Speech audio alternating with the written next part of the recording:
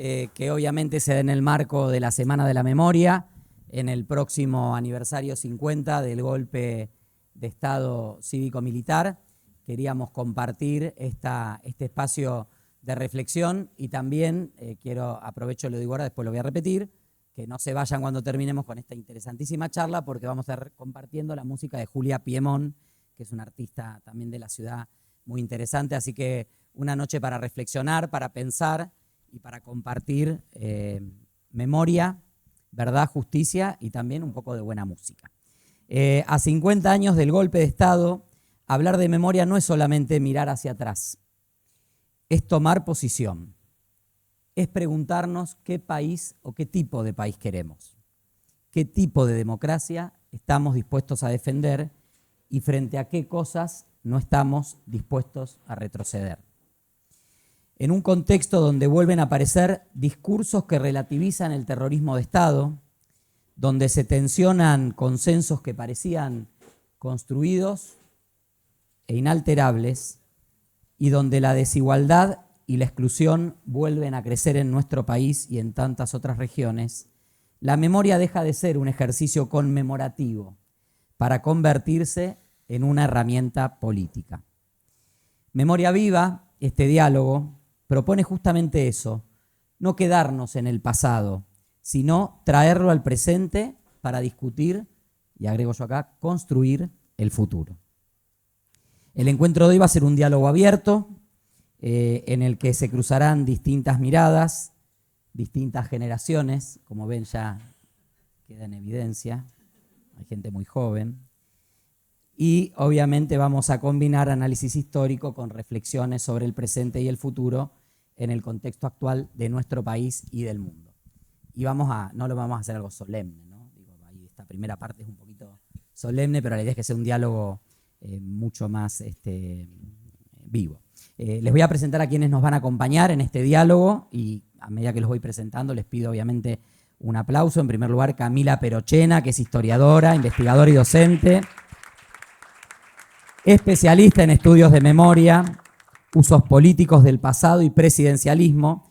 Es rosarina, obviamente, rosarina, aunque la vemos en la tele en Buenos Aires, autora de Cristina y la Historia, entre otros libros, y columnista en varios medios nacionales, entre ellos, obviamente, en el programa político más importante que tiene Argentina, que es el programa de Carlos Pañi, los lunes a la noche, donde habitualmente disfrutamos de sus reflexiones. También nos acompaña Ángel Chichín Ruani, que es compañero del Partido Socialista. No es el joven Chichín Ruani, ya les presento. Ahí va. Aparte de ser compañero nuestro, es ex detenido en la dictadura, fue testigo en la causa 13 a la Junta Militar y en la causa FESED, y también secretario de comunicación del Centro de Estudiantes del Colegio Superior de Comercio. Lo digo porque los tres son ex Superior de Comercio, acá nos tenía una trampa el Popi. Yo caí, no chequeé. Y también nos acompaña Pedro Fernández, presidente del Centro de Estudiantes del Superior de Comercio, Libertador General San Martín, colegio preuniversitario, referente estudiantil comprometido con la defensa de la educación pública y la participación juvenil. Muchísimas gracias a los tres por compartir este diálogo. La idea es que vamos a ir planteando algunas preguntas, algunas cuestiones y obviamente sobre la base de algunas reflexiones después los tres van a ir conversando e intercambiando. Y para empezar, me gustaría, aprovechando que está Camila y que tiene,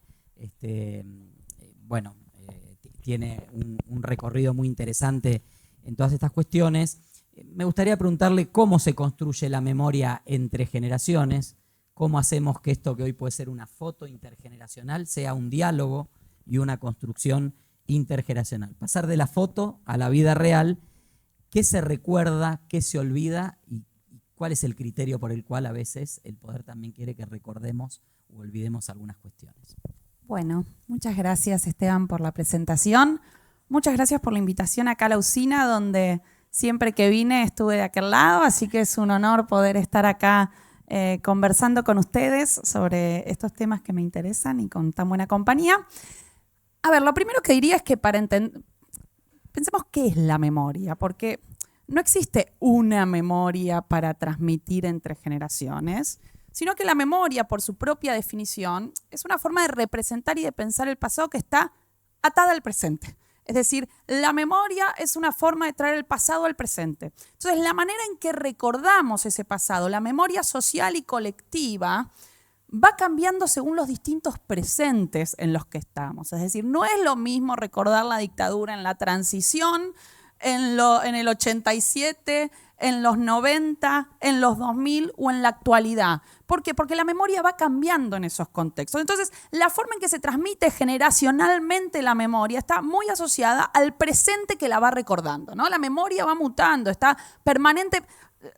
Y aparte esto sumo, podemos hablar de memoria social y memoria colectiva, pero siempre la memoria social y colectiva es plural. Siempre tenemos muchas memorias que están disputándose en la arena. Entonces voy a hacer un pequeño recorrido, no se preocupen, no voy a hablar 1000 horas sobre esto, pero un pequeño recorrido sobre cómo mutó la memoria de la dictadura entre la transición y la actualidad, un poco para entender cómo llegamos hasta hoy. Es decir, porque vos decías recién, bueno, hoy hay una memoria que relativiza o banaliza el terrorismo de Estado. Ya en las últimas conmemoraciones de los últimos 24 de marzo vimos los 2 videos que salieron desde Casa Rosada. El primero, recuerdo, con el Tata Joffre y algunos testimonios de víctimas de las organizaciones armadas. El segundo con Agustín Laje el año pasado, que traen una memoria que hasta ahora no se había sostenido desde el Estado, que es una memoria que está cuestionando 2 consensos de la transición, básicamente 2, ¿no?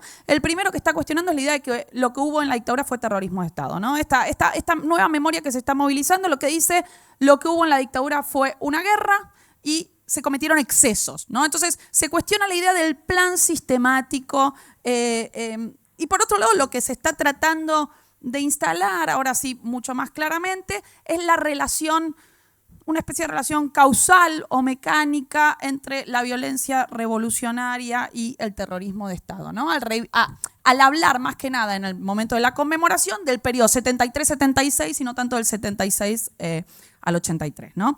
Entonces, ¿cómo llegamos a esto? ¿Bien? ¿Cómo llegamos a que se cuestione ese consenso del nunca más? Bueno, arranco por el 83, ¿no? Cuando se empieza a pensar la memoria en el contexto de la transición, había una idea muy clara desde los organismos, pero también desde el gobierno. Después voy a hablar de la democracia o el consenso, o lo dejamos para... Ahora me voy a concentrar en la memoria. Y la idea clara del gobierno de Alfonsín es: hay que conocer la verdad, ¿no? Hay que saber qué pasó. Memoria y verdad, que en ese momento parecían ir de la mano. Después vamos a ver que memoria y verdad a veces se ponen en tensión. ¿Por qué? Y bueno, porque muchas veces la manera en que los historiadores hacemos historia no va de la mano con la memoria de las sociedades, ¿no? Es más, diría que cuanto más se complejiza el quehacer histórico, más difícil es sostener una política identitaria de memoria, ¿no? Porque esas cosas muchas veces entran en tensión, ¿no? Ahora bien, en el contexto de la transición, el gobierno de Alfonsín hace algo muy novedoso en la historia de las transiciones, que es crea una comisión de verdad, la CONADEP, para conocer qué pasó. Y la CONADEP fue como un primer velo que se le saca a la sociedad, la CONADEP, cuyo resultado es el nunca más, y que fue un trabajo de 9 meses que se hizo con testimonios de víctimas, de familiares de víctimas, recorridos por centros clandestinos de detención, en un contexto muy difícil. Cualquiera de los que estuvo en la CONADEP te contaba cómo los servicios de inteligencia buscaban permanentemente ponerle trabas a quienes estaban haciendo las investigaciones de la CONADEP y aún así persistían. Bueno, después de 9 meses de un trabajo muy difícil, sale el nunca más. Y el nunca más se convierte en un bestseller.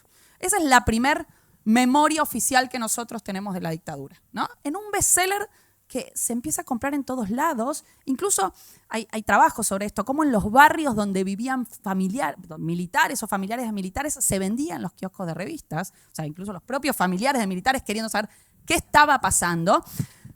Y es una primera memoria oficial donde se dice, bueno, lo que hubo durante la dictadura fue un plan sistemático de represión y fue terrorismo de Estado. Se suele decir que el prólogo al nunca más es un prólogo que adhiere a la teoría de los 2 demonios. Yo tengo mis reservas con esa visión, básicamente porque si bien el nunca más habla de una violencia revolucionaria y una violencia estatal, no las equipara. El nunca más dice muy claramente hay una violencia infinitamente peor que es la violencia estatal. Entonces, esa es el primer desvelo de la sociedad. Por ejemplo, Emilio Krenzel, que ha trabajado con la historia del Nunca Más, contaba cómo ese verano de ese diciembre del 84, el Nunca Más se vendía en la playa y la gente llevaba el Nunca Más a la playa. Digo, era como la sociedad queriendo debatir, y esa es la primera, yo diría, transmisión intergeneracional de memoria, ¿no? Como, bueno, la sociedad discutiendo y debatiendo qué es lo que pasó. Ese Nunca Más se usó como evidencia en el juicio a la Junta, fue clave para la evidencia del juicio a las juntas. Entonces ahí tendríamos un primer bloque de memoria que yo decía, es un bloque de memoria o es una forma de entender la memoria donde hay algo claro. Lo que hubo en la dictadura fue un plan sistemático de represión, pero había dos violencias. El Nunca Más habla de dos violencias y esto es importante, ¿no? Es importante porque eso después fue cambiando, fue faccionalizándose, fue haciéndose un poco más espeso. Ahora paso a explicar por qué. Pero también el Nunca Más tenía algunas cosas o una memoria que estaban relacionadas con el contexto en el que se escribía. Por ejemplo, el Nunca Más estableció una diferencia muy clara en el 76 entre la democracia y la dictadura. Los crímenes, el terrorismo de Estado empieza en el 76. Eso es una memoria que en el contexto de la transición tiene sentido, porque estaba juzgando a los militares y juzgar al peronismo en el 83 podía ser un problema, pero en términos históricos era una memoria que tenía problemas. ¿Por qué? Bueno, porque la violencia estatal empezó antes del 76. Y tenía otras características. Por ejemplo, en esa primera versión del Nunca Más, no se hablaba de la militancia de los desaparecidos. ¿Bien? Tal persona desapareció, era maestra, pero no se decía, era maestra y militaba, no sé, en ERP, ¿no? ¿Por qué? Bueno, porque también ese Nunca Más, que se hace en un contexto de transición, estaba pensando que con ese Nunca Más había que juzgar a los militares. Entonces, que no tenía que haber ningún tipo de presunción de culpabilidad en las víctimas, ¿no? Entonces ahí tenemos una primer memoria del Nunca Más muy asociada al presente. Como ven, es medio difícil de entender el Nunca Más si no se entiende que estás haciendo un juicio a los militares y que esa forma de transmitir la narrativa de lo que pasó tenía que estar asociada con los militares. Yo diría que hay un segundo bloque memorial que se abre con el menemismo, ¿bien? Donde la memoria ya empieza a ser un problema. ¿Por qué empieza a ser un problema? Bueno, porque para el menemismo y para una parte de la sociedad, la memoria no te permite reconciliarte y no te permite mirar al futuro. Bien, entonces Menem, que había estado preso, dice, yo que estuve preso, quiero que nos reconciliemos, ¿no? Y hace los indultos para los militares, hace los indultos para las cúpulas de la guerrilla y abre una nueva memoria donde no hay una crítica a ninguna de las violencias, sino que hay un intento de reconciliación de las violencias. Y ahí lo que tenemos es una especie de eclipse memorial, es decir, ahí lo que tenemos es una idea de, para poder convivir hay que olvidar. Esto, que ha enojado mucho a organismos de derechos humanos, es lo que pasa habitualmente en las transiciones. Esa es la manera en que se procesó la transición en Chile, en Brasil, en Uruguay, en Guatemala, y diría que en la mayoría de los países que tuvieron... En España, exacto, total, claro. Es el epítome de ese tipo de... Digo, con el olvido, con la idea de... Ojo que la memoria no nos permite convivir en sociedad y por ende no nos permite mirar a futuro. Bien, entonces lo que hay que hacer es reconciliarse. Entonces ahí tenemos una especie de eclipse memorial que duró bastante. Duró hasta más o menos el 95-96. En el 95 pasa algo muy importante en términos de estudios de memoria. Y es que Silingo, que era un piloto que volaba en los vuelos de la muerte de la ESMA, en una entrevista cuenta cómo eran los vuelos de la muerte. Confiesa cómo funcionaban los vuelos de la muerte. Y ahí empieza a darse todo un proceso de reverdecer de la memoria, que viene acompañada también de una nueva generación. Entonces acá tenemos la transmisión generacional. ¿Por qué? Porque en el 96 aparece Hijos. ¿Bien? Entonces ya ahí tenemos un nuevo organismo de derechos humanos que está tratando de movilizar la memoria de otra manera. ¿Por qué? Porque Hijos lo que está diciendo es no solo reclamando justicia y buscando formas extrajudiciales de hacer justicia, extrainstitucionales de hacer justicia, los escraches, por ejemplo, sino además están movilizando un nuevo tipo de memoria donde ahora se empieza a reivindicar la militancia de sus padres. Es decir, lo que empieza a hacer Hijos en esa memoria es a reivindicar la lucha a los desaparecidos en tanto combatientes. ¿Bien? Entonces acá empezamos a tener una nueva memoria y una nueva movilización de la cual se agarra el kirchnerismo. Cuando Néstor Kirchner llega al gobierno y establece las nuevas políticas de memoria, verdad y justicia, en parte está abrevando en ese reverdecer de la memoria que hubo del 95 hasta el 2003. Todo esto magnificado por la crisis del 2001, ¿no? Una crisis como la del 2001 te hace repensar de dónde venimos, a dónde vamos, quiénes somos, ¿no? Entonces, las narrativas memoriales ahí están en ebullición. Y yo diría que el kirchnerismo ahí abre una nueva forma de entender la memoria de la dictadura, donde retoma algo del alfonsinismo, que es acá hubo terrorismo de Estado y lo que se necesita es hacer justicia, pero al mismo tiempo critica al alfonsinismo por la crítica que el alfonsinismo tenía de la violencia revolucionaria. Es decir, el alfonsinismo te decía, no queremos, denunciamos todas las violencias, hay una infinitamente peor, pero ninguna de las violencias es moralmente correcta. El kirchnerismo agarra la lógica más memorial, que ya venía de Hijos, y retoma la idea de combatientes con una mirada más romantizada de la violencia revolucionaria y obviamente crítica al terrorismo de Estado, ¿no? Entonces, acá lo que empezamos a tener, yo diría, es una faccionalización de la memoria, porque ahí la narrativa de los 70 empieza a pensarse como una narrativa mucho más clara de héroes y villanos, ¿no? Donde aquellos que militaban en organizaciones armadas en los 70 eran pensados y representados como héroes, como la generación diezmada, y por supuesto los militares como los villanos en esta historia, ¿no? Bueno, ahí lo que empezó a generarse, dependiendo del contexto, pero es una mirada, siempre la memoria tiene una mirada más militante, pero yo diría más polarizadora, ¿no? Más polarizadora donde hubo una serie de temas de los cuales era más difícil discutir en el espacio público. El más difícil yo creo que es la cuestión de la violencia revolucionaria. ¿Hasta qué punto el rol de las organizaciones armadas o el accionar de las organizaciones armadas antes del 76 y sobre todo entre el 73, que había vuelto la democracia, y el 76, hasta qué punto eso ayuda a entender o explica lo que pasa en el 76, ¿no? Entonces, ese debate, que era un debate muy álgido, empieza a ser un debate cada vez más difícil de dar, porque aquellos que daban ese debate, que muchos eran militantes, muchos, hay toda una serie de debates con Oscar del Barco, que se llama el debate del no matarás, que se da en el 2005. Yo creo que es el último momento así de debate más fuerte durante el kirchnerismo. Empieza a ser un tema cada vez más faccionalizado, es decir, poner en discusión ciertos temas, que podía ser la cuestión del número, que podía ser la cuestión de la violencia revolucionaria, o si fue o no fue un genocidio, por ejemplo, es un tema entre historiadores que está muy debatido. Empieza a ser más difícil. ¿Por qué? Bueno, porque debatir esas cosas te colocaba en la vereda de los malos, ¿no? Y esto se ve mucho más claramente con, por ejemplo, el reemplazo del prólogo del Nunca Más. En el 2006, la Secretaría de Derechos Humanos reimprime el Nunca Más con un nuevo prólogo.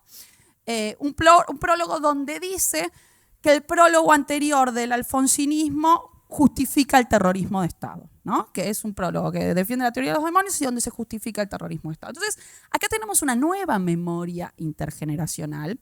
Y yo creo que lo que pasó en ese contexto es que al convertirse la memoria de los 70 en un campo de batalla, claramente, en un campo mucho más claro de batalla, donde había claros buenos y claros malos, donde había pocos matices para hacer, se le dejó un poco el camino servido a aquellos grupos que ya existían, que cuestionaban, que eran los grupos que defendían la dictadura, que eran muy minoritarios en la Argentina, muy minoritarios, porque nosotros tuvimos un consenso democrático del Nunca Más muy extendido.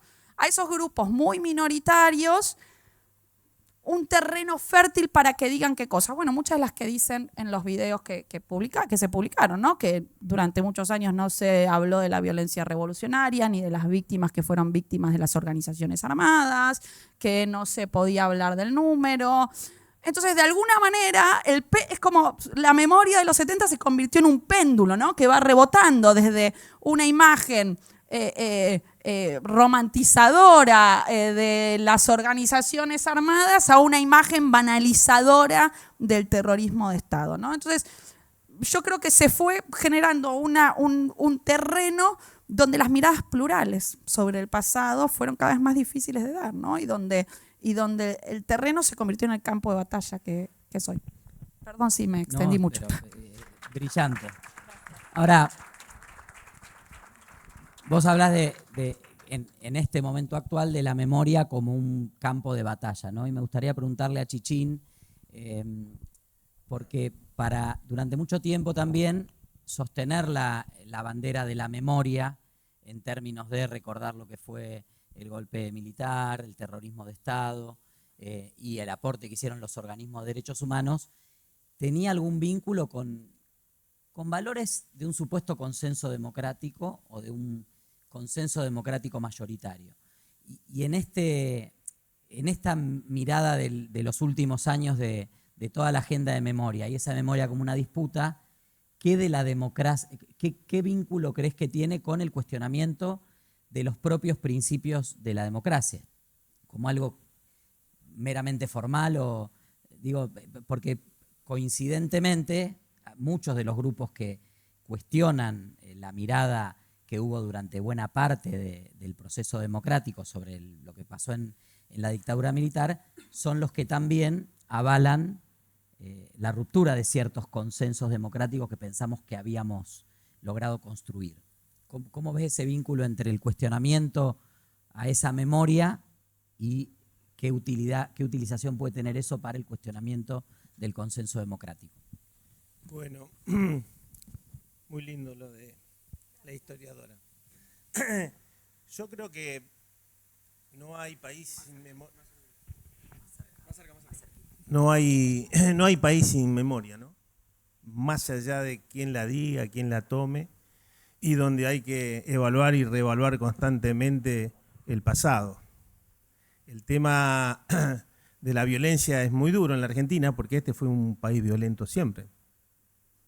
Yo digo eso y parece que no conocemos lo que fue todo el siglo XIX, ¿cierto? Es decir, unitarios y federales. Entonces, la violencia estuvo siempre y es verdad lo que dice acá Camila, pero creo que nosotros tenemos que empezar a ver esas cuestiones de memoria para proyectar un país diferente y donde no puede no existir el pluralismo.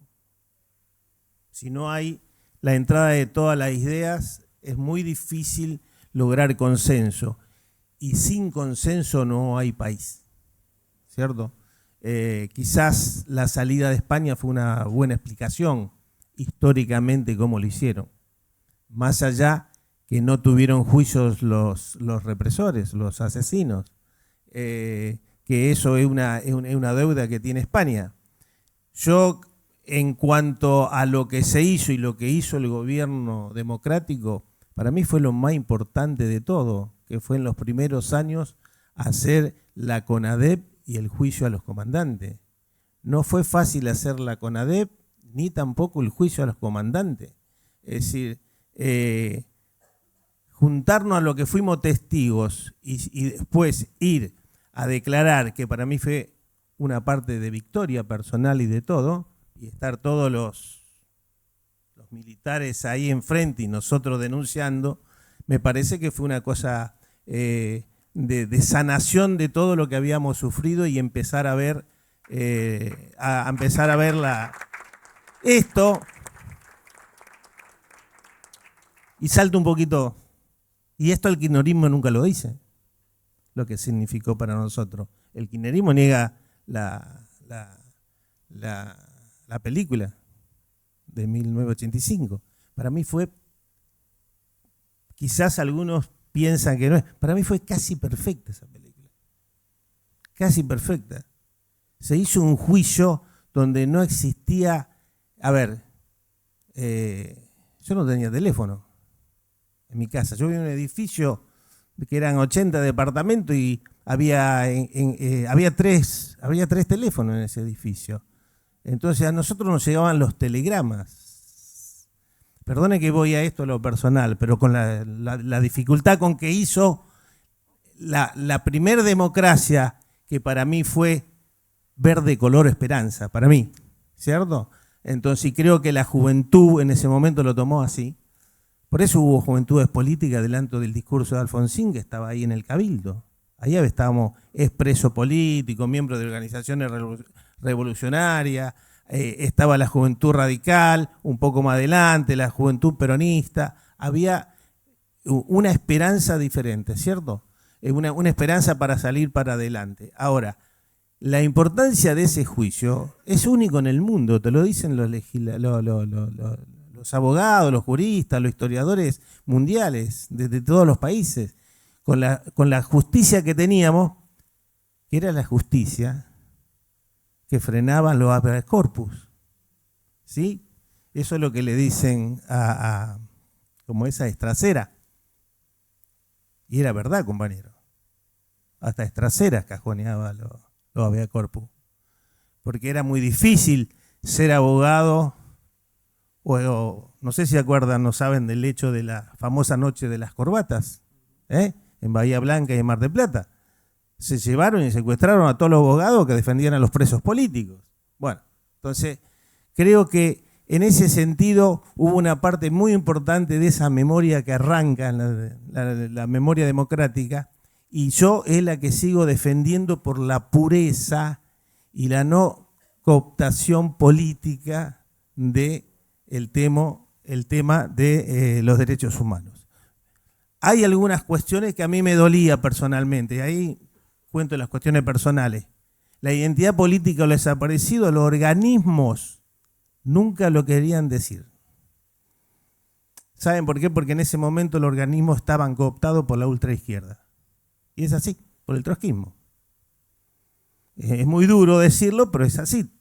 Es decir, porque yo pasé por todo el organismo para ir a declarar. Yo viví 4 meses declarando en todos lados, desde diciembre a abril. Después ya fui a trabajar, entré el 2 de abril a trabajar y después me olvidé de la declaración y después me llaman con un telegrama que tenía que ir a declarar. Yo fui a declarar, me tomé el colectivo y fui. Y cuando golpeé en la fiscalía me dicen, ¿quién es usted? Ángel Ruani. Y empezaron, Ángel Ruani vino, porque ni sabían si yo iba a venir. Eso es lo que era en ese momento hacerla. Entonces, en esa parte de la memoria, yo la cuento como acá porque la tenemos perdida.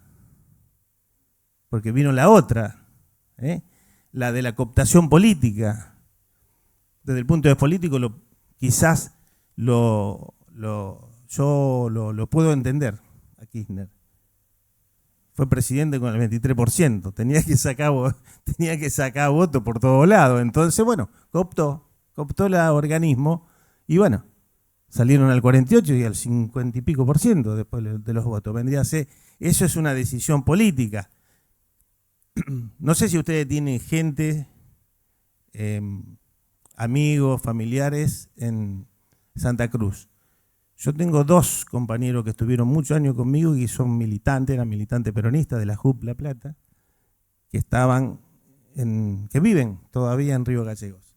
Yo he llegado a hablar con ellos. Nunca el kirchnerismo hizo nada en los 80 para movilizar, en los 90 para movilizar los derechos humanos. En el 2000 empezaron para ganar elecciones centralmente. Y le aclaro que una cosa quizás, decime si estoy equivocado, pero Néstor no quería hacer los juicios. Quería llevarlo a las declaraciones de Deslingua de España y mandar a los represores a España y que allá le hagan los juicios. Eso se lo impidió la Corte Suprema de Justicia, que no aceptó la deportación, ¿cierto? O llevarlo allá y bueno, y después decidió hacer los juicios, que para mí también fue un gran salto de la democracia, pero lo que cuestiono es la cooptación. El que le habla nunca paró de decir estas cosas, por lo tanto tuve muchas discusiones políticas, pero bueno, esto es lo que hay que hacer para conocer el presente y valorar el futuro. Yo creo que todo lo que se hizo estuvo muy bueno en los primeros 10 años, porque era muy difícil. Yo tengo registros de persecución política que me seguían los servicios de inteligencia hasta el año 89. Esto me lo dio la prensa rosarina, la que estudia estos temas. Vendría a ser. hasta el 89 yo tuve seguimiento político de los servicios. Los servicios convivían, es decir, había torturadores, había gente de los servicios que eran parte de la guardia personal de Raúl Alfonsín.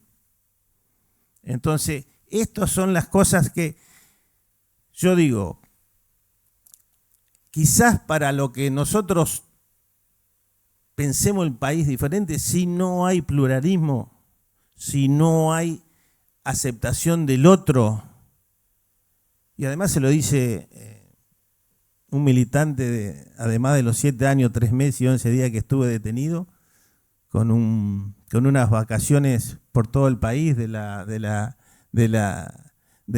cárcel en 4 provincias. Yo soy de familia policial. Mi hermana estaba casada con un policía, también siendo comisario mayor. Entonces, la persecución hacia mi familia fue muy grande. La casa de mis viejos la chorearon 3 veces. La última 2 estando yo detenido. Yo estaba detenido. La última 2 estando yo detenido. A mi viejo le sacaron los anillos de casamiento. A mi papá el anillo que el bisabuelo le regaló cuando cumplió 18 años. Bueno, estas cosas yo no me las voy a olvidar, pero si nosotros ponemos las cuestiones personales antes de las cuestiones políticas, de políticas generales y de proyectos de París, yo eso lo corro. Se los puedo contar a cualquiera, pero yo lo corro, porque hay una cuestión central que no puede ser que pongamos cuestiones personales, cosas, sino acá tenemos que sentarnos y hablar con todos. A ver, hay una gran contradicción en mi vida. Estuve detenido por ser un miembro de una organización subversiva, revolucionaria, lo que diga, y fui secretario de seguridad en esta. Es muy contradictorio, ¿no? Yo creo que era una gran lucidez política que tenía porque no es contradictorio para mí, ¿cierto? Entonces, hay algunas cosas que en otras provincias también se han hecho, por lo que pasa que por ahí no se cuenta. Yo lo que creo que nunca tuve dudas de la salida democrática de esta forma, vendría a ser. Para mí el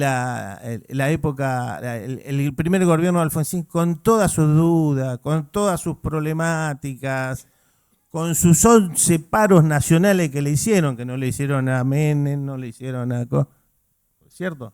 Entonces, todo eso, yo siempre fui un propositivo de la democracia y de la construcción. Que es difícil, y que tenemos que sentar a todos en la mesa, tenemos que sentar a todos. El problema central también, lo voy a decir, es que tuvimos muchas discusiones dentro de lo que son las organizaciones de derechos humanos. No me gusta explayarme mucho en esto, pero las organizaciones de derechos humanos quedaron con un color político y eso fue una cuestión de pérdida de consenso de muchas personas que iban ahí y no podían lograr trabajar en ese ambiente que para mí como experiencia fue muy bueno. Así que no sé si te contesté la pregunta que vos decías, sí, ¿no? Pero un rulito. A ver, un rulito. Y después sí, lo escuchamos también a Pedro un rato. Pero digo, en este contexto de que planteaba Camila, donde, hoy aparece también más presente en la sociedad el debate de las otras lecturas de la memoria. Bueno, ahí hay una oportunidad para tratar de... Sí. Ahora, lo que expresa Miguel, lo que expresa Milei, lo que expresa la vicepresidenta, yo creo que siempre estuvo presente. ¿Sabe dónde? En la prensa. En el programa de Mariano Grondona y de Bernardo Nesta nunca lo trataron de torturador y asesino a los militares. Yo lo veía siempre, Así que, porque quiero escuchar a los otros. Si no escucho a los otros, no sé lo que piensan, lo que van a hacer. Por eso lo escucho mucho a Milei. Y sé que todo lo que dice lo va a hacer. Con su locura lo va a hacer. El problema es dónde nos mete, ¿no? Nos sentimos nosotros que estamos en guerra, ¿no? Él está en guerra. Entonces, estas cuestiones me parece que hay hay un silenciosamente, siempre lo dijeron, silenciosamente siempre trabajaron. Silenciosamente en la Argentina hay una derecha instalada y hay una cuestión de fascismo histórico que es, bueno, el enano argentino que está escondido ahí adentro. Me parece que nosotros eso lo tenemos. Hay toda una historia, la historia del 30. La historia del 30. Entonces me parece que, a mí no me parece raro. A mí no me parece raro. Yo lo esperaba en ese momento. Y creo que, bueno, no me enoja, yo lo escucho. Bueno, para terminar. Fuimos con la Secretaría de Derechos Humanos, con el director, con Ramón Verón, a una escuela en la ciudad de Galvez, a hablar por el tema de esto, de la memoria, en una escuela secundaria.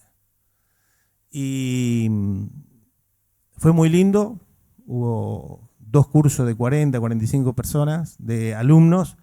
Obviamente que todo eso, cuando vos tenés un grupo de maestras que quieren eso, vienen acá, todas habían ido muchas veces al recorrido del centro de memoria, sabían más cosas del centro de memoria que algunos trabajadores de la Secretaría. Entonces, pero además, me dijeron las chicas, las maestras, dicen, mirá que la directora está casada con un coronel. Bueno, y seguramente te va a venir a escuchar. Que me escuche. Bueno, al terminar, yo vi que estaba la directora y la fui a saludar. No es que esperé que me venga a buscar, la fui a saludar. Y me empezó a cuestionar todas las cosas que decís vos y yo le dije, en algunas cosas tiene razón, pero si no nos sentamos y no nos hablamos, no lo podemos hacer. Entonces, y no existe más el ejército. Sí, pero el ejército no existe más por Carlos Menem, les digo, que lo desarmó. Entonces yo nunca estuve de acuerdo que se desarme el ejército. Pero bueno, él teníamos que cuestionar y el ejército no sé si cuestionó alguna vez las políticas liberales. A su vez, le decía a esta señora, los militares siempre apoyaron los golpes liberales. Entonces, bueno, yo pude hablar con esa señora. Así que nos saludamos y me dijo, cuando quieran vengan. Por lo tanto, hay algunas, sí, son pequeñas cosas, pero el país tiene, porque el país se construyó con mucha gente de todo lado, de todos pensamientos. A mí me parece que en eso tenemos que militar, trabajar, tenemos que pensar para adelante. Yo estoy muy contento que este chico acá al lado mío, porque fue a la misma escuela superior que fui yo y además yo empecé a militar en 1972. En junio del 72 empecé a militar. Entonces, la militancia se reproduce, las capacidades políticas se reproducen y creo que hay que mirar con un panorama un poquito más grande, un poquito más plural y que yo creo que un país es posible, obviamente siempre que tengamos memoria también, porque si no mirás atrás no hay país para adelante, lo que no que tenemos que quedar anclado atrás. Nada más. Gracias, Chichín. Hay agüita, por si quieren agüita. A raíz de, siempre Camila planteaba que la memoria también es hija un poco de su tiempo. Y en estos 2 últimos años de un cambio muy profundo político en Argentina, con la irrupción del mileísmo, con la legitimidad o mayor legitimidad social de ciertos discursos, todos estamos como esperando el baiteo del 24 de marzo, ¿no? El 8 de marzo también, siempre alguna fe, el 12 de octubre, hay como 3, 4 fechas donde esperamos qué barbaridad va a decir el gobierno para que discutamos eso, ¿no? Y hablaba Camila de un video primero donde aparece Tata Joffre, un personaje oscuro, si los hay, vinculado también a todos los temas de inteligencia en la época militar y recuperado por el menemismo. Claro, obviamente, de ahí de ese riñón. Después el video de Agustín Laje el año pasado intentando darle un poco más de marco histórico, conceptual. Y este año se circuló mucho el rumor de que se venía el indulto a los militares condenados, que el presidente iba a firmar un indulto a los militares condenados. A raíz de eso, Amnistía hace una encuesta en jóvenes para ver qué sabían de esto, ¿no? Y conocimos en las últimas horas algunos de los resultados, y aprovecho para introducir al joven de la mesa, y plantea, obviamente, que el 75% de los jóvenes encuestados están en contra de que se indulte a los militares, pero otro dato interesante es que dice que el 94% de los jóvenes encuestados creen que la democracia es el mejor sistema para vivir y que hay que defenderla. Y uno a veces ve una encuesta y dice, ¿será, no será? ¿Cómo ves vos, Pedro, en tu generación, que es una generación que llega a la memoria a través del relato de la memoria, que también es hijo de su tiempo? O sea, vos también recibiste a través de la memoria lo que ocurrió hace 50 años, a partir de hace 50 años en Argentina. ¿Cómo percibís que está en los jóvenes el tema? Es un tema de debate, hay una particularidad o preocupación por los derechos humanos, por el sostenimiento de la democracia. Bien, bueno, ya me presentaron varias veces. Yo soy Pedro, para los que no me conocen, digo, también, como decía Camila, la primera vez desde este lado. Se ve mucho más grande de este lado del lugar de lo que se ve abajo. Nada, soy estudiante superior, como los tres, como Clara también ahí. Así que nada, respondiendo un poco la pregunta, yo creo que los jóvenes, bueno, vemos esto, digo, 75% de los jóvenes no quiere el indulto a los militares, pero a la vez, digo, Milei gana con un 54% la presidencia. Y uno después saca estas encuestas y ve que el 54% del país no está de acuerdo con lo que piensa el presidente, o por lo menos no en la plenitud de lo que piensa el gobierno nacional. Entonces, digo, ¿dónde está ese 50%? Bueno, es un conjunto de cosas que lleva a ese 54%, digo, y acá todos lo sabemos, a votar lo que vota en 2023. Entonces, yo creo que los jóvenes, el gran porcentaje, digo, no lleva esta encuesta, pero yo creo que el gran porcentaje está separado entre los que opinamos, los que participamos, los que estamos. Por eso notamos que todavía los centros de estudiantes de Rosario, que es lo que conozco yo, somos todos centros de estudiantes muy activos, digo, con una federación de estudiantes secundarios muy activa, que sigue existiendo y probablemente, y esperemos que siga existiendo muchos años más. Pero a su vez, en su gran mayoría, no participan. No hay algo que los acerque a participar. Y la minoría son los que participan y participan en contra. Los que, el discurso que eso no fueron 30.000, el discurso que fue una guerra, el discurso de los dos demonios. Bueno, ese es, para mí, y lo que percibimos del Centro de Estudiantes de la Federación, es que es la minoría.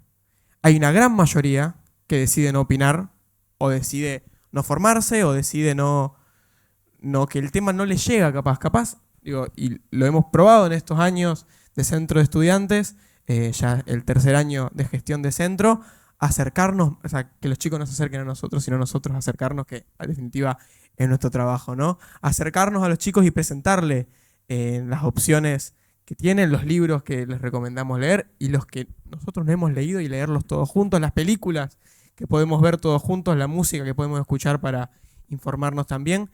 Y una vez que al chico lo toma posición, en su gran mayoría termina formando parte del centro y formando parte de una gestión que defiende los derechos humanos y defiende los 30.000 desaparecidos. Entonces me parece que al joven hay que acercarlo, hay que buscarlo, y una vez que uno lo encuentra y lo tiene, termina siendo parte de ese 75% que no quiere el indulto.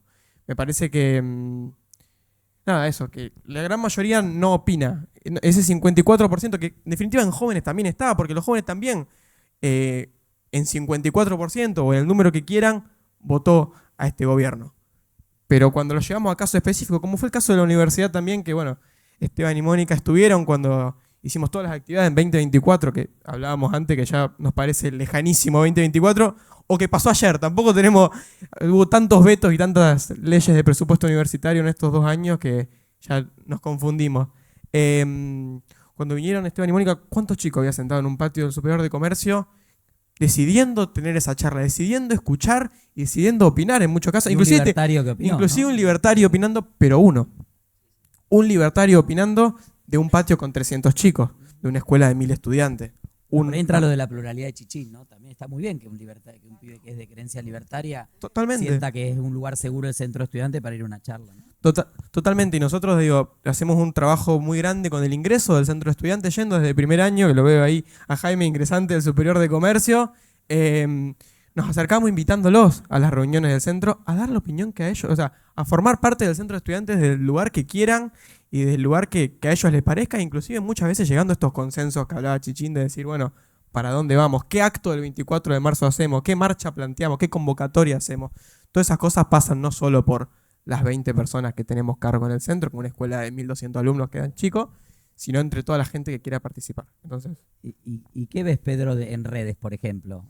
bueno, me parece que las redes es el lugar donde más crítico soy. Me parece que los progresismos, las izquierdas, nos hemos quedado capaz atrás en la derecha en lo que han sido las redes. Han sabido aprovecharlo de una forma masiva.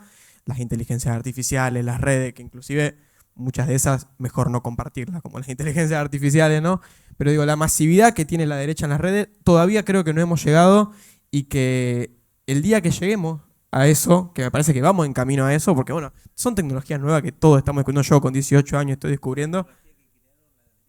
Obvio, digo, lo digo acá en voz alta, aporta Chichín, que son secretarías que fueron creadas, tecnologías que fueron creadas por la derecha para perpetuarse en el poder donde ahora nos encontramos, ¿no? Entonces me parece que, bueno, estos años en el centro de gestión hemos intentado, digo, llevar las redes sociales a ese nivel de TikTok, de Reels, de publicaciones, de llevar la publicación a, bueno, el bombardeo en redes que recibimos de todos lados. Porque si no nos equiparamos en redes sociales, nos quedamos muy atrás en la discusión. Porque la información de la derecha es constante. Digo, ¿cuántas noticias tenemos ahora de la guerra en Medio Oriente y llegan de todos lados? Pero a niveles de que ya te olvidaste la noticia que leíste antes en 25 segundos, ¿no? Así es. Mucho fake. Mucho. Fake. Bueno, los más grandes hacemos lo que podemos. No, y sobre todo me parece que fuera el fake, también las redes tienen el anonimato o el no anonimato también, porque digo, muchos dirigentes de la Libertad Avanza dan la cara, pero la lejanía de estar a kilómetros y poder decir cualquier barbaridad que las ha sufrido Esteban Obviamente. en carne propia, con la cuestión de yo digo una burrada y No pasa nada. no pasa nada, y habilito a que en una escuela, también en un discurso, alguien pueda decir una burrada si total el gordo Dan las dice y no pasa nada, ¿no? Claro, totalmente. Y esto para los tres, y en el orden que quieran.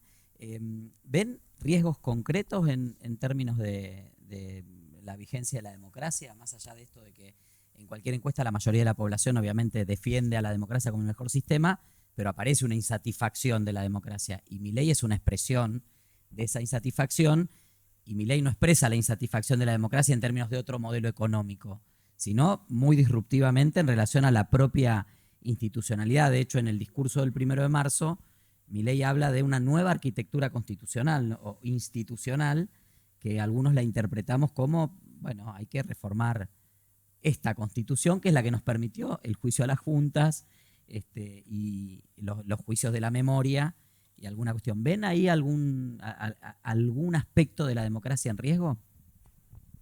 Bueno, arranco. A ver, yo creo que acá tenemos que tratar, me pongo un poco académica, pero de definir democracia. ¿Qué quiero decir? Bueno, los politólogos suelen usar una definición muy mínima de democracia, ¿no? Donde la democracia es básicamente elecciones libres y un régimen que respeta determinadas libertades a la hora de ejercer el poder.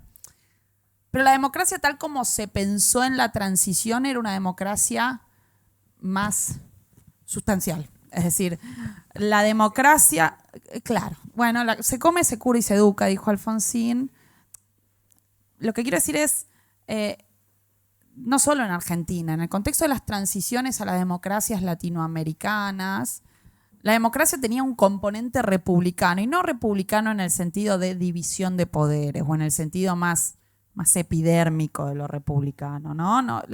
Una democracia republicana es una democracia donde tenés elecciones, pero donde tenés también una ciudadanía que tiene capacidad de participar, que tiene igualdad de condiciones para poder desempeñarse en el espacio público, y donde hay instituciones políticas representativas que permiten a esa ciudadanía ejercer sus derechos y acceder a condiciones mínimas de vida, ¿no? Como, es decir, la democracia o la democracia en tanto república, permite el desarrollo del individuo con un proyecto de autonomía, es decir, donde los individuos pueden sentir que pueden forjar su propio destino. Una sociedad que tiene que tener características, no donde todos tienen que ser iguales, pero sí donde todos tienen que tener la posibilidad, cierta igualdad de condiciones para forjar su propia vida, y donde las instituciones de gobierno tienen que ser pensadas como instituciones públicas con capacidades estatales. Entonces, esa idea de democracia, que es una democracia bien sustantiva, ¿no? Porque es una democracia que no es solo el procedimiento de ir a votar, es mucho más que el procedimiento de ir a votar, o esa promesa que hubo en la transición, es una democracia que se fue vaciando un poco de contenido. Se fue vaciando de contenido porque fue muy difícil sostener esas expectativas con la democracia y porque de alguna manera se fue perdiendo el contenido republicano de la democracia. Otra vez, no republicano en tanto división de poderes, mucho más profundo ese contenido republicano. Yo creo que en un primer momento vos tuviste democracia, justicia, intento por sostener eso. En los 90 empezaste a tener una forma de democracia, no sé, O'Donnell le llamaba delegativa, pero es una forma de democracia donde el poder ejecutivo concentra más poder, donde muchas de esas instituciones que se pensaban como igualitarias van a estar en parte corrompidas. La sociedad se desafecta también, ¿no? La sociedad se vuelve cada vez más fragmentada. Es decir, ya en los 90 empezaste a tener una pobreza que ya no era solo pobre, sino que era una pobreza cada vez más estructural. Un Estado que no podía responder a cuyas instituciones públicas no podían responder a las promesas que en algún momento tuvieron. Bueno, pero digo, donde igual todavía tenías una sociedad que aspiraba a cierta, digo, donde todavía, no sé, yo iba al Normal 2, como la clase media mandaba a sus hijos a la escuela pública, donde todavía tenías espacios de integración social y una aspiración igualitaria, pero cada vez más erosionada. Y yo creo que en el siglo XXI, esto no es solo el kirchnerismo, en el largo siglo XXI, la larga crisis económica que nosotros tenemos desde el 2010 es una crisis económica que rompió cualquier tipo de aspiración igualitaria, cualquier tipo de horizonte de expectativas y de ascenso social, donde la expectativa con lo público y con las instituciones públicas y con esa promesa republicana de la democracia se rompe, ya nadie cree. Y eso está muy relacionado no tanto con si votamos o no votamos, si seguimos votando, sino con la confianza que el ciudadano tiene hacia la democracia. El otro día no me acuerdo quién hablaba de una encuesta donde se le preguntaba a los ciudadanos de distintos países si sentían que vivían en una democracia, ¿no? Y los que más sentían que vivían en una democracia eran los chinos. Maramud, exacto. La cita Andrés, esa encuesta.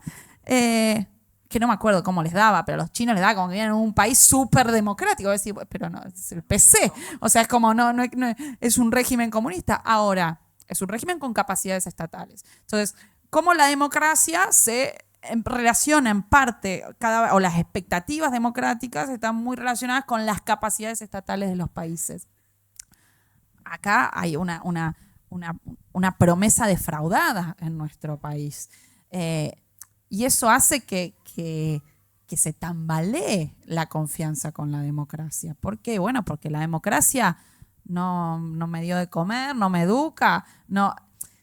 Entonces, hay un consenso democrático que se erosionó, no solo porque apareció Milei, es un consenso democrático que se erosionó porque hace décadas que, el otro día un amigo historiador decía, bueno, no hay política de memoria que aguante con 200% de inflación. Como que le estamos pidiendo a la memoria que te sostenga la democracia, si no, bueno, crecemos, no podemos, como no, qué sé yo, es muy difícil. Esto no es una diatriba en contra de la democracia. Solo estoy diciendo que si hay si hay un... Sí, si no hay condiciones materiales Hay un tema mucho más profundo, que es, bueno, yo creo que las elecciones no creo que estén en peligro. O sea, no creo que estemos al borde de un régimen autoritario que vaya a suspender. No creo que esté pasando eso. Sí creo que hay un desgaste muy sustantivo que hace que la sociedad se retire un poco del espacio público y de la defensa de instituciones democráticas que siente que no le están dando lo que en algún momento esperaba, ¿no? Gracias. Sí. Sí, Es correcto, es correcto. es así.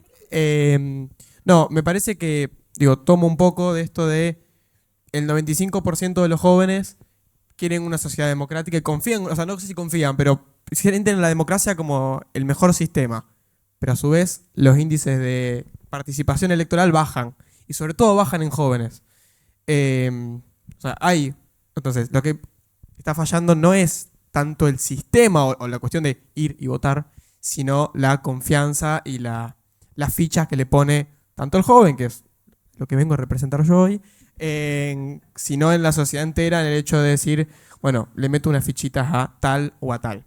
Bueno, el problema de ahora es cómo lo solucionamos, porque lo hablamos, pero ¿qué hacemos? Bueno, me parece que una de las cuestiones, uso nuestra más identidad propia de decir, bueno, somos reformistas. Si la democracia tiene que ser reformada, planteémoslo, charlémoslo, lleguemos a consensos y reformémosla. No va a ser la misma reforma que plantee Milei, claramente, pero llevemos a estos acuerdos de decir qué democracia queremos para un futuro, porque la democracia muta, porque los medios de comunicación no son los mismos que el 83, porque la población argentina no es la misma que en el 83. Entonces, ¿qué democracia queremos para un futuro? Bueno, ¿cómo la vamos a trabajar? Y me parece que el joven tiene que tener un lugar protagónico en ese, porque yo tomo una vivencia, personal. Una vez, uno va a un profesor, le entrega un error en un examen y le dice, no, le hace una corrección al profesor y el profesor te responde, los adultos también nos podemos equivocar. Y yo tomo eso, los adultos no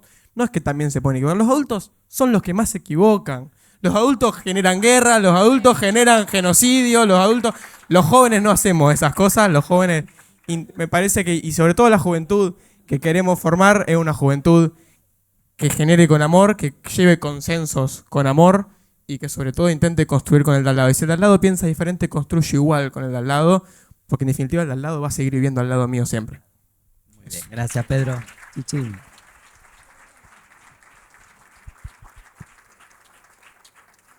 Tendría que haber cerrado Pedro, me parece.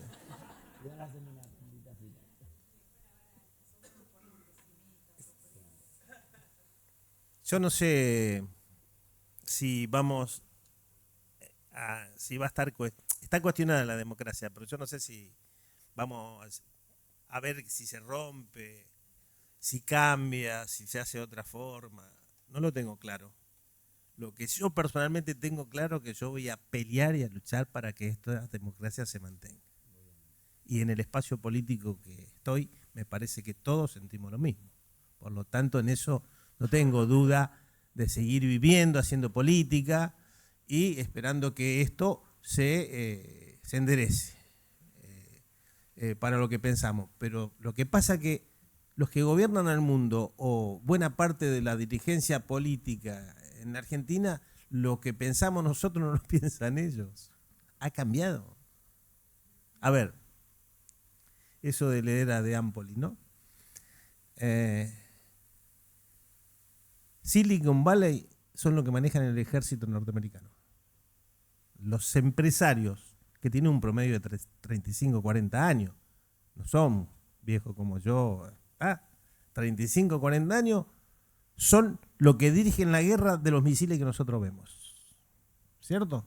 Y manejan todo el tema de la IA, porque ellos instalaron la IA dentro del ejército norteamericano.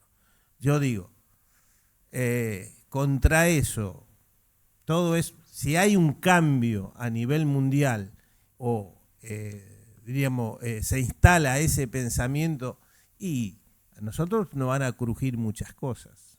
Yo personalmente le digo, yo tengo una serie de incógnitas o de miedo, decir de miedo, que en algún momento nosotros podamos perder la Patagonia, porque no la poblamos.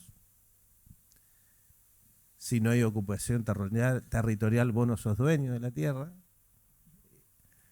Y hay exigencias de comida en el mundo. La Patagonia puede dar de comer para 400, 500 millones de personas. Entonces yo digo, yo no sé si el país que va a ver mi nieto es el país geográficamente, ¿cierto? Porque sí creo en los intereses políticos, y si bien lo de Argentina se instaló de hace muchos años, o lo de Latinoamérica diríamos, ¿cierto? Pero vos ves en Asia, que nacen países, que crearon países, se desarmaron, ¿cierto? Cuando el Imperio Inglés se retiró de Asia, se retiró de la India, se generaron 5 países más.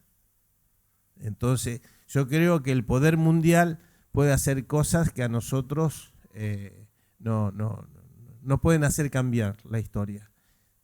Lo que pensamos que hay que pelearla, la vamos a pelear. Si podemos hacer, si no generamos un país industrial, con trabajo, con educación, con salud, y, ¿viste? No sé quién va a pelear por la democracia. Esa es la sensación que puedo tener yo, en que más allá de los militantes que pensamos que vamos a seguir, porque hay cosas mucho más duras que pueden venir de afuera, y este pensamiento que se está instalando, yo seguro, perdón si muchos piensan diferente, yo creo que en el 27 van a ganar de nuevo, ¿cierto? Van a ganar de nuevo. No, no es mala onda. Bueno, porque debemos haber comprado el árbitro, está claro yo, ¿viste? Entonces, bueno, sabemos lo de la AFA y el de Chiquitapia, así que no es una de esas, no hizo un regalo, no.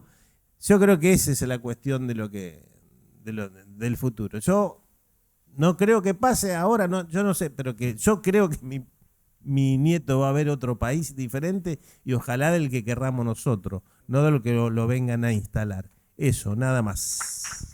Gracias, Chichín. Se nos pasó volando el tiempo que teníamos para la conversación. Les quiero pedir una última reflexión. Empezamos de Chichín hacia aquí. A futuro, en tu caso concreto, ¿qué 2 o 3 valores te gustaría transmitirle desde tu experiencia personal y habiendo sido protagonista, habiendo puesto el cuerpo en algo de lo que hoy otros estamos hablando sobre lo que nos llegó y nos legó la memoria? ¿Qué 2 o 3 valores te gustaría transmitir en términos democráticos hacia las nuevas generaciones?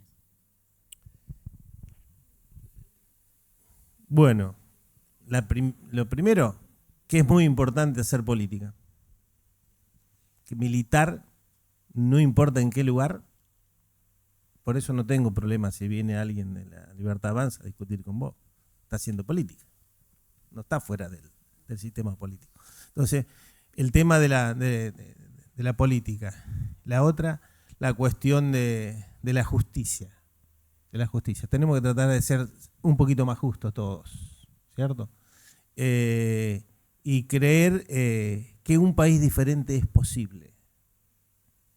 Generaciones murieron en este país buscando otro país. Los 30.000 murieron por eso. Si se cuestiona el método como hicieron, pero los 30.000 no eran guerrilleros, ¿eh? Había muchos comisiones internas de fábrica que se los llevaron puestos. Eso no eran guerrilleros, ¿eh? Había sacerdotes, obispos que mataron. Por lo tanto, me parece que hay que jugar a la posibilidad de tener un proyecto de vida político. Me parece que el mejor mensaje que yo hago a las generaciones que vienen, a la gente, todo eso. Nada más. Pedro, vos que sos la generación que viene. Yo me parece que me quedo con, primero, englobo muchas cosas, defender lo propio, y lo ajeno también, defender lo nuestro, ya sea la universidad, ya sea la democracia. Digo, parece que venimos hablando de universidad hace mucho tiempo y que nada, que no nos vamos a cansar de levantar los brazos por ella nunca jamás, así que defiendan, digo, lo propio, y el de al lado, defender al de al lado, aunque piense distinto, que el de al lado vale, que es una persona que opina y que aporta a la democracia y a la discusión también, y me parece que lo importante es seguir por digo, me quedé con lo de la democracia y como último elijo seguir con una democracia donde la participación sea mucho más directa, donde cada uno nos podamos agarrar y cualquiera tenga el poder de, que las redes lo dan, y a veces las redes lo dan de mal manera, el poder de agarrar un celular y realmente informar, siempre y cuando esa información sea correcta, y cambiarle la vida al de al lado desde esto. Entonces, esos son los 3 con los que me quedaría. Gracias, Pedro. A vos, Camila, te voy a cambiar la bocha. Había Te voy a pensado. hacer trampa. ¿Qué aprendizajes del pasado no deberíamos perder? Ay, pucha. A ver, yo creo que hay algo, o sea, tenemos que aprender del pasado algo que aprendimos, pero que no estamos aplicando muy bien, que es, Argentina tiene un pasado donde procesamos muy mal nuestras diferencias, ¿no? Bueno, Chichina empezó hablando del siglo XIX, somos una sociedad a la cual el disenso siempre le ha costado muchísimo. Alperín Dongui, un historiador muy importante en Argentina, decía, bueno, en Argentina hay una negación recíproca de la legitimidad, ¿no? Estamos como en una guerra civil larvada permanentemente. Y eso es algo que otra vez se siente, ¿no? Estamos permanentemente negando la legitimidad del otro.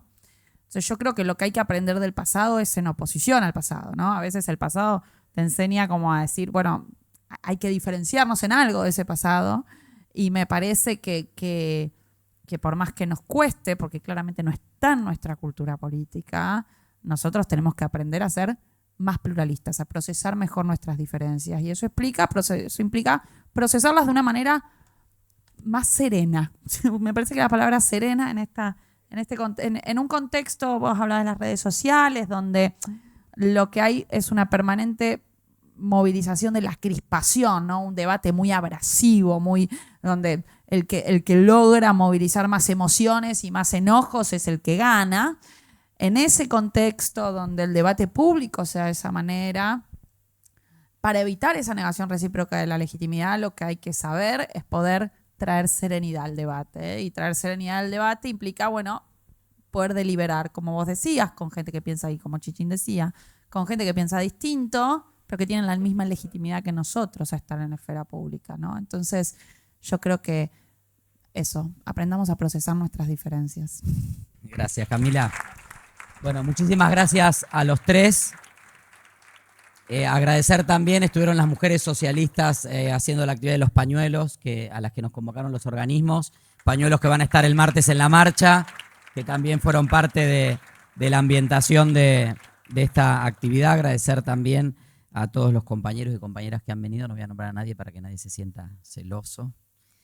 Después se saludan, no se vayan, viene Julia Piemón también a compartir algo de música, también pueden tomar y comer algo rico acá en la usina, tenemos todavía actividad para lo que siga la noche. Quiero obviamente agradecer profundamente a los 3 por el respeto de este diálogo, a todas y todos por venir, por compartir esta actividad, por mantener siempre la memoria viva. La memoria no es solamente un ejercicio del pasado, es una práctica del presente y una apuesta de futuro. Y acá hay mucho pasado, pero sobre todo mucho más futuro. Y eso es lo importante. Gracias por ser parte de este espacio de reflexión colectiva.